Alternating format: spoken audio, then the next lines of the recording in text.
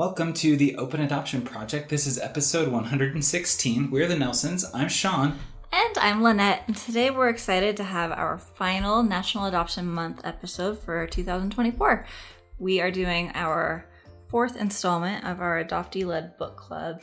And today we're talking about a book led by adoptee Anna Lehnardt. And she is a transracial adoptee, and she'll be helping us discuss the book, Selling Transracial Adoption, Families, Markets, and the Color Line, written by Elizabeth Raleigh. This book was published in 2018, and the author, Elizabeth Raleigh, is an assistant professor of sociology at Carleton College in Northfield, Minnesota. We're so grateful for Anna sharing her point of view and her experience with us in this episode. This book is also a really interesting read. It's a little bit more of like an academic read, right, where the author went and interviewed a bunch of different social workers and agencies and talked about how they were approaching transracial adoption in the United States. And so I think it's a really important book. I think it's really helpful and valuable. But I would not say that you need to read this book before you listen to this episode, because it's not the kind of book that's going to have spoilers. Whether or not you've read the book, we hope that you listen to this episode, and we hope it's educational for you. And if you have different thoughts and perspectives, we would love to hear from you too. So you can always reach out to us, and we love hearing from adoptees and birth parents, especially on our podcast. And so if you would like to talk to us for a future episode, please feel free to do so. Okay, we'll jump to our conversation with Anna.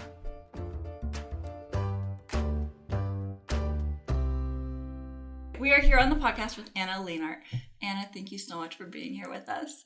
Of course, I'm so grateful to be here. Thank you. Yeah, to start off, can you tell us a bit about you? Yes, my name's Hannah, like you said. I'm currently an undergraduate at Brigham Young University. I'm studying family studies, human development. I minored in Mandarin Chinese. I'm a transracial adoptee from China. I was adopted when I was 2, and that's about it. Awesome. And then today we're going to be talking about a book called Selling Transracial Adoption, Families, Markets, and the Color Line, written by Elizabeth Raleigh. And you're going to help us kind of dissect this book. So to start off, how did you feel about this book? I thought it was so interesting. I really appreciated all of the issues that she brought up, and that she was so conscious of helping adoptive parents and others know, and helping social workers know that she's not passing judgment, that this is just a trend that she's seen, and she wasn't trying to be harsh towards anyone. So I thought it was a very informative but kind book. That's awesome. All right. And so this book talks about a lot of really heavy but important things. So first, let's talk about cultural identity. What challenges do transracial adoptees face regarding their cultural identity? That is a great question. This is something that I struggle with probably every single day. Really, I think transracial adoptees don't have a great basis of knowing who they are, especially when they're adopted when they're children. They're taken from their one culture, placed in another, and are often not given resources to deal with both cultures. And so for me, I had a lot of experiences growing up where I didn't know, am I American Chinese or am I Chinese American? What does that mean? What would that look like? Both versions. And today I've come to the point where I pick. Some days I want to be more Chinese, and I like listening to Chinese music or cooking Chinese food or being with my Chinese friends. And other days I don't want anything to do with it. And I'm tired of being, well, maybe not tired of being, but it's difficult to be perceived as Chinese, and I just choose to not focus on that side of me. So it's definitely a battle of knowing where you fit in and where you personally feel comfortable. That's so interesting. That sounds like a hard balance to strike. So how does the author suggest that these challenges can be addressed? I think this author really focuses on preparation. She talks a lot about how social workers have a job to help parents understand and manage these relationships. Specifically, she thinks that when they are learning, when they're first adopting, they go through training courses, but that these training courses need to be buffered. They need to have more time than the 1 or 2 or 10 required hours to really understand what race means, what it means for their family, that they are becoming a transracial family. How does this book address societal views on race and adoption? This, like I said earlier, this book really just tries to not judge anyone. I think it's really easy in our society today to focus on the negative aspects of race or the negative culture that we have towards race. And I think she does a good job of saying it's there, but it's something that we need to work on. But it's not everyone's fault. And so specifically, she says that there are a lot of different views. She takes the view of a lot of social workers. She goes and talks to them, sees what they understand about race. And she says that a lot of social workers notice problems with race, or that parents, potential adoptive parents, make racial comments, but that they have to balance having people who are willing to adopt children and having people who are very aware of race and what that means. And so, yeah. yeah, that's tricky. Yeah, any thoughts on how these perceptions impact adoptees? I think it's huge. One thing in particular she talks about is that children of different races are seen differently. For example, white children are the most wanted in the United States, are the most maybe valued in terms of selling transracial adoption. They're the most valued children. And then come Hispanic and Asian children, who are seen as not white entirely, but are like honorary whites. And then Black children, they're split into two categories. One is Black, like a mixed race, Black and white children, versus Black children. And then they split them even further, being Black children in the United States versus Black children internationally. And because there's so many different views of who is considered white, who is not considered white, what mixed race does, that impacts how children see themselves. It impacts what value they think they have. And parents pay different amounts depending on the race of the child. And that can impact you growing up, right? Was I a child that was worth more? Am I someone who you got like a discount on, if we're talking about this language? Yeah, the practice of race-based pricing at adoption agencies is such a concerning thing. And not all agencies practice that, but a lot do. And that's one thing we always talk to our listeners about, being really careful. We recommend not working with any agencies who practice race-based pricing, because it's highly unethical. And how is your child going to feel if they find out that you adopted them through these unethical means and with an agency that practices these kinds of things? Yeah. All right. So what role do adoption agencies play in transracial adoption? They, I like to think, are the gatekeepers. They're the middle ground. They can say who can adopt and who can adopt. This book also focuses a lot on social workers balancing taking care of children and child welfare, while also balancing parents' want to adopt children. And I think that's a very difficult line. And for me, that feels like a very case-by-case situation. But this book talks about the history of adoption. Started as really wanting to find a place for children, but now it is, how can we find children for parents? So this change in perspective impacts how adoption works in the United States today. They are really catering to parents. I know, that's such an important thing to point out, because when agencies are focused on finding children for parents instead of just focusing on the children and what these children need, then it changes, right? It becomes an economic exchange, and it changes how we see children being adopted. It changes how we see their birth families, and it might change how people go about finding children to adopt, and it can lead to really unethical practices. Like we've talked with a woman before who her mother took her to an orphanage in a different country, where it's very commonplace to take kids to orphanages as like a sort of foster care or like respite care. And she was going to come back in a couple of weeks. She came back and her child had been adopted by a family in the United States and was gone, and she had never consented to it. She came back, and it was years later when they were able to reunify that this daughter found out that her mother didn't ever approve of this adoption in the first place. And so when we lose focus on what's best for the child and focusing on child needs, it can get really hairy, and that's when we're in trouble, I think. Yeah. I agree. I also feel like those in adoption agencies have to balance the price, right? Like, do they pay they have to stay in business to be able to help more children. But what is the limit, right? What is the limit of being able to stay in business? Elizabeth Raleigh mentions that a lot of these social workers say, in theory, we would love it if our adoption agency closed. That would be the end goal, right? If we don't need adoption agencies anymore. But despite their beliefs and hopes for this happening, they have to keep their business working. They have to have a job. They have to help more children. And so it's a tightrope. Yeah, it's really challenging. So do you think adoption agencies are doing enough to prepare families for the unique challenges they might face with transracial adoption? I'm going to be honest. I have not even been to an agency. I haven't visited one. I haven't talked to people. So my knowledge is probably very limited. It's based a lot in this book. So my little caveat. Yeah. But from what I know, I feel like they are doing what they can, the best they know how, but there is a lot of improvement that needs to happen. While I was reading through this book, I felt like a lot of social workers understood that there was a gap in what they were doing to help families understand race. I think especially in terms of race, a lot of social workers aren't aware. In one part of the book, they say that many of these social workers get on the job training for how to have conversations about race, which is something very difficult to bring up. And so I think there's not enough training in that area for social workers. If they're getting on the job training, I don't think that's good enough training.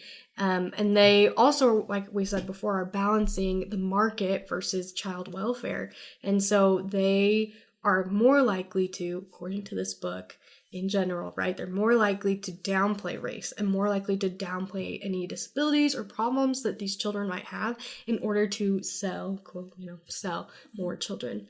And so I think they're doing a lot of good things, but I think there's a lot more that could be done to have it more equitable, to have it more ethical, and to have them just be more aware and more trained in how to have these conversations. Yeah, that's so well said. I think that's so important, and it's so hard because it's going to take a lot to get there. I agree. It's so important. So how did the authors discuss the intersection of race and adoption? They talk about how there's a lot of stereotypes happening with race. Like we mentioned, right? There's different prices for different children.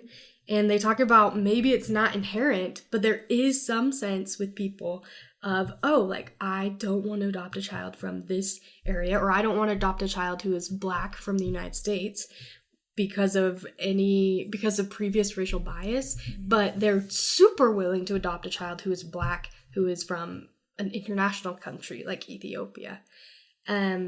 They also talk about race in terms of who is considered white, who is considered not white, what that means for the family. And so children are growing up with not knowing what their racial standing is.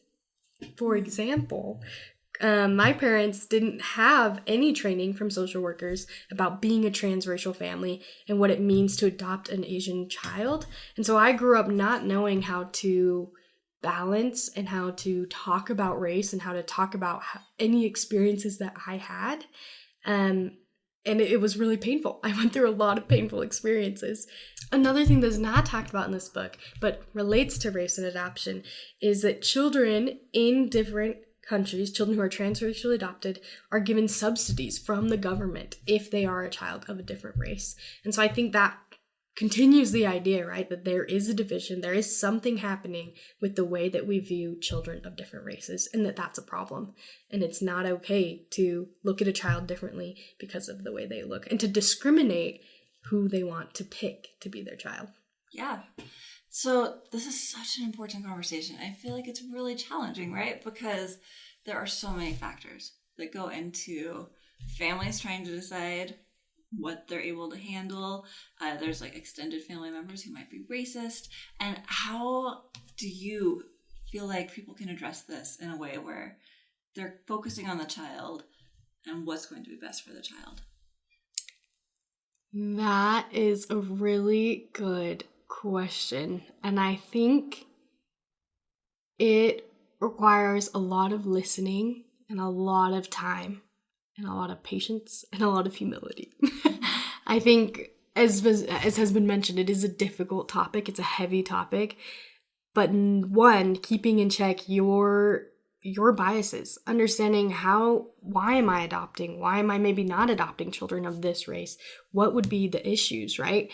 I think there is some sense of wanting to protect your child from not having adverse experiences, right? You know it would be difficult to raise a Black child in a completely white neighborhood.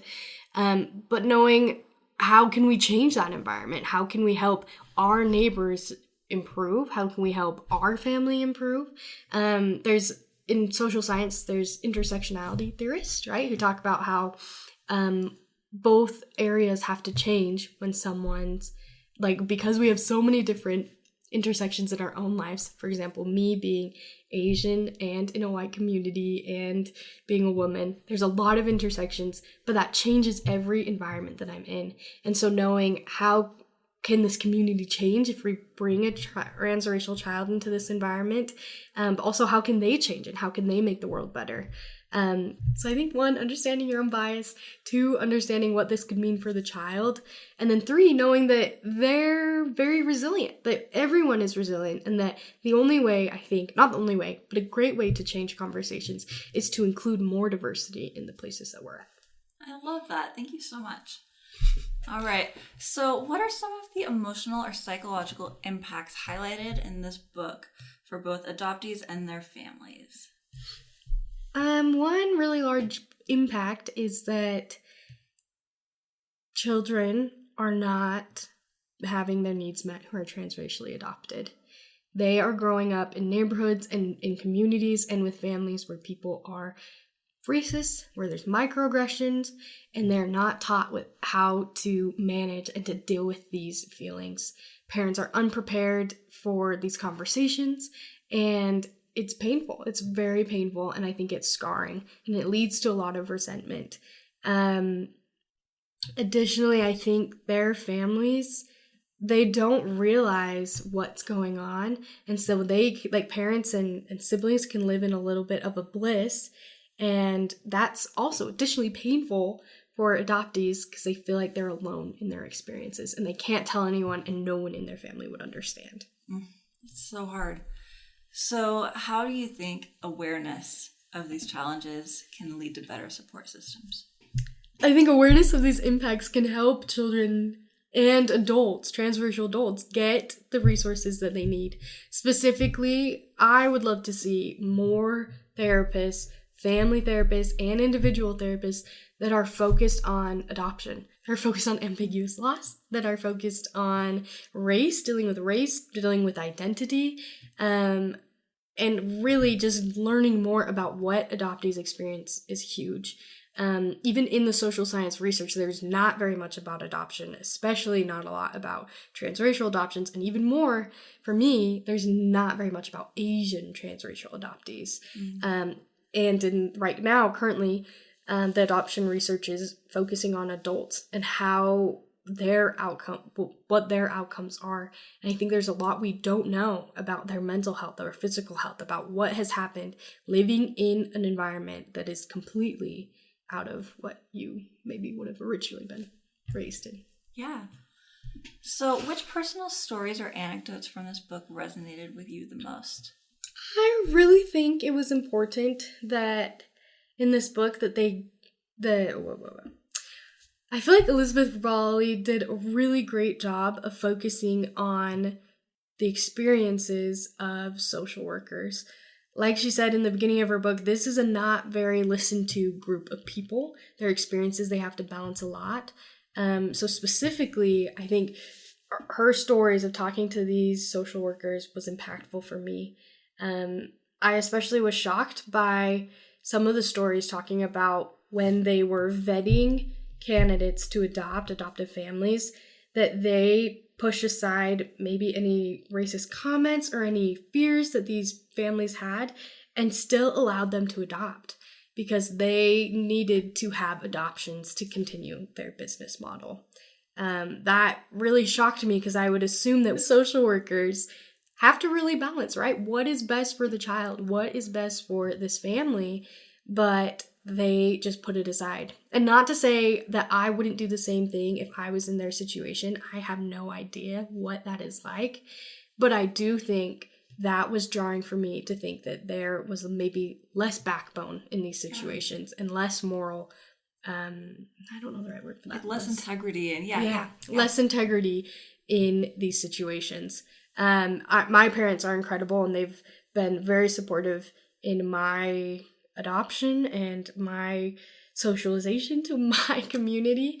But I can't imagine being with a parent who is outright racist and says a lot of microaggressions, and to grow up in that environment and know that they could have been barred from being my parents. So wild. Well, and I feel like even today, there's so many adoptive parents who struggle not understanding how being colorblind can be a real challenge, and how that's not really a thing, and how trying to be colorblind can harm children, transracial adoptees. Yeah, yes. I think I've even had my parents say to me, and they're, like I said, they're very wonderful, but I've had my parents say, oh, we just see you as our daughter. We don't see you as Asian. We don't see you as Chinese or any of these things. We just see you as our daughter, which is, yes, that's great. But also, that's a huge part of me. That is a part of me that everyone sees, no matter where I go, if I want it or not. I am seen as Asian and I am seen as Chinese. And to hear that from a parent figure is pretty painful. It's like a denial of part of who you are. And I just feel like not being able to confront that, and having social workers not being able to realize how harmful that is later in life is bad. Yeah. Well, and it's, again, just failing to recognize what children need and what adoptees need. Yeah.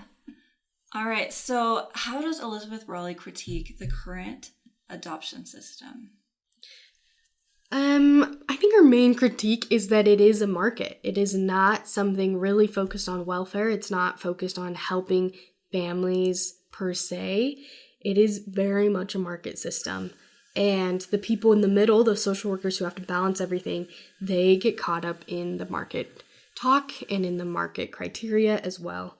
I think that was, for me, her main point, is that it is really a selling of children, because there's different market prices, there's different market prices for children, and that is not okay. It should not be a market. It should not be, there should not be different prices, in my opinion. Yeah, agreed. Based on the discussion in this book, what do you envision for the future of transracial adoption? I envision a lot of support. I think community is so important for people to feel like they belong, to feel like they have a place, for someone to listen to them, someone to be there for them. And I would love to see more integrity in social workers, more integrity in adoptive parents, and in the adoption agencies themselves, right? Like having conversations in situations where race isn't on the back burner, but it's front and center. And if parents don't think that they're able to have those conversations, then they shouldn't be adopting children who are transracial. It's not about your wants and needs as much as you think it is. Okay, that's a little too harsh. Okay. But it's true. I agree. I don't think it's too harsh. Okay. So it isn't about 100%. like parents' wants and needs. Like, that is important, and it is difficult to not be able to have children and have infertility. But essentially, you are taking someone and shaping and impacting every aspect of their life without their permission and without their consent. And so there should be a lot more, I think, for transracial adoptees: education, community support. But I do believe that people of different races, for example, my parents, Caucasian parents, they can very happily and very successfully raise a child who is of a different race. But I think it's important in how we do that. Yeah, doing it in an informed and child-centric way. I love that. Yeah. How do the themes in selling transracial adoption relate to the broader societal issues of race and belonging? And can you draw parallels with current events or movements? My professor at Brigham Young University who studies adoption always says that adoption is the best way to understand what is actually going on in the world and how people are fit or unfit and how children are fit or unfit. And I think it is a really great window to understanding our racial biases in general as a nation. For me, having the understanding that Asian children and Hispanic children are honorary whites, that there's a difference between Black children and international Black children and mixed children, and the pricing among them defines for me what we see today in society. That sometimes Asians are held on a pedestal and sometimes they aren't. And sometimes Black people are, if they're from international countries, are held on a pedestal, and if they're from here, they're not. And I think that's a huge issue, that we are seeing people for the color of their skin rather than really getting to know them as people. But also, it's important to know that they have different experiences because of the way they look. And there's a lot of ignoring going on. I think there's a lot of ignoring, and there's a lot of justification for how people treat others. And so while I think in this book, right, they talk about selling children, I think in our own society, we have things that are similar. And instead of selling, it happens with who can get jobs and who can't get jobs, and who can work somewhere and who can't, and who is more trustworthy in an academic setting versus who is not trustworthy. Even on the streets, right? We see these stereotypes play out in our current society. So what were your biggest takeaways from this book?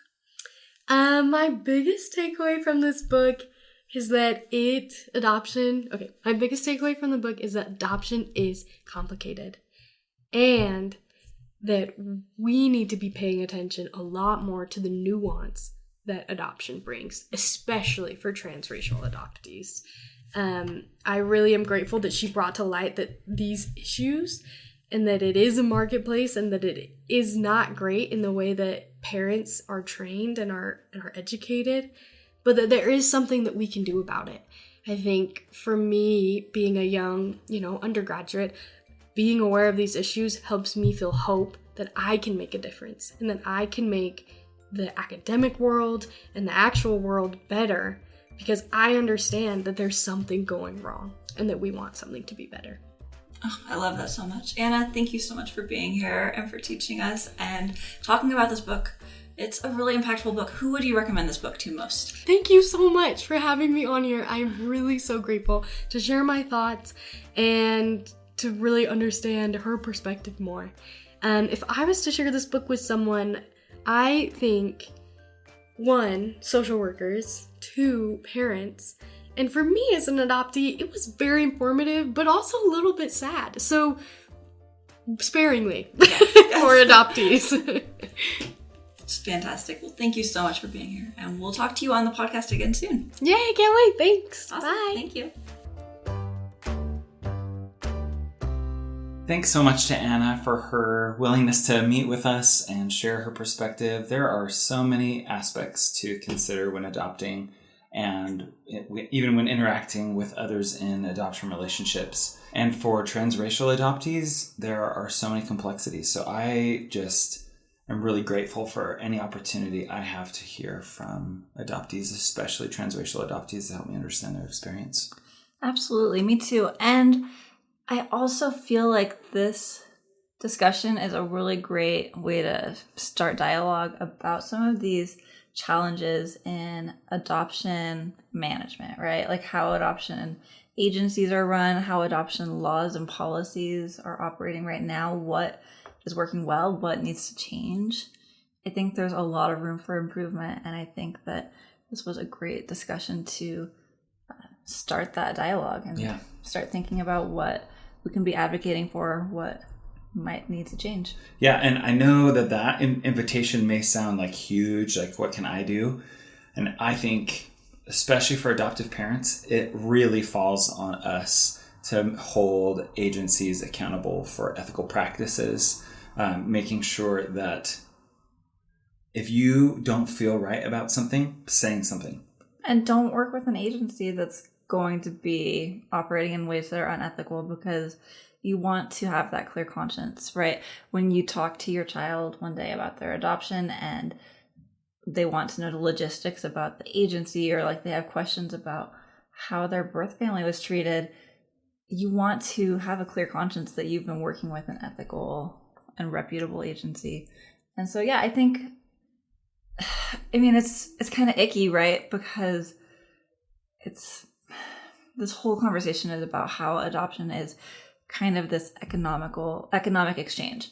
Yeah. And that's kind of yucky, right? Like, no one wants to think about a child or a person being marketed or sold.